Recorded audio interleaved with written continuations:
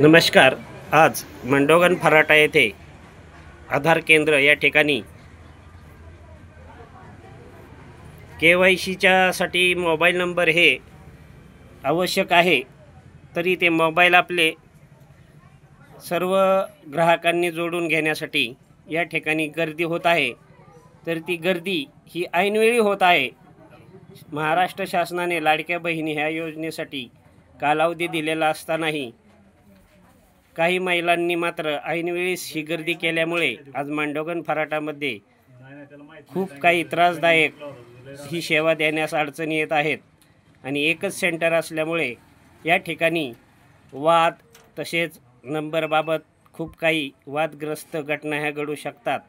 तरी सर्व जे लाभार्थी आहेत यांनी आपल्याला शासनाने दिलेल्या मुदतीतच आपण आपली KYC राहिली असेल अथवा काही मोबाईल नंबर जॉईन करायचे राहिलेले असतील तर ते मात्र आपण आपल्या हलगर्जीपणामुळे अथवा आपल्या चुकीमुळे मात्र हा ताण जो येत आहे आज यंत्रणेवर याला सर्वस्वी जबाबदार हे उशिरा येणारे नाहीत का असा प्रश्न मात्र निर्माण होत आहे.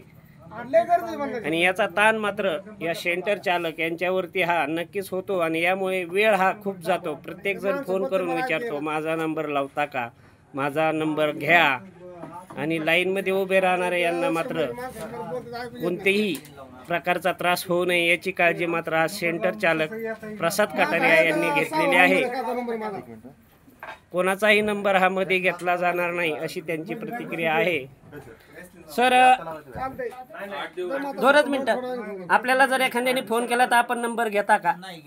आज जी लाईन लागलेली आहे या लाईन शिरच आपण काम करणार ना? हे पहा, अशी खूप छान प्रतिक्रिया दिलेली आहे त्यांनी. कोणाचाही मध्ये नंबर घेतला जाणार नाही. बरं, आपलं काय म्हणणं होतं, कोणाच्या घरी नंबर फोन नसतात का? असं 1% घर आहे. आज 99% लोकांचे मोबाईलचे व्हाउचर दुसरे मारतात. तेव्हा हे मोबाईलची समस्या सांगणं योग्य नाही.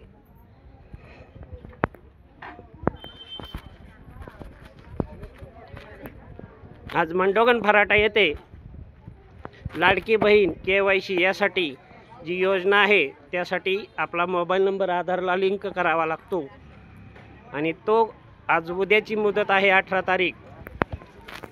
त्यामुळे हे सर्व आज लाईन लागली आहे. 1.5 महिना शासनाने जाहीर केलेला असतानाही ऐनवेळी ही लाईन लागल्यामुळे मात्र आधार कार्ड केंद्र चालक यांच्यावरती हा मानसिक त्रास येत असून या ठिकाणी मागून पुढे गेला असे वादही होऊ शकतात.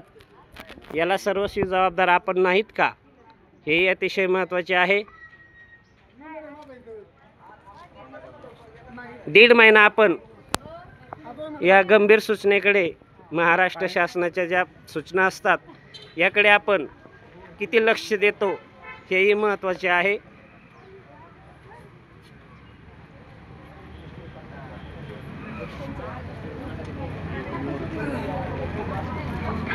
या भागात एकच आधार केंद्र असल्यामुळे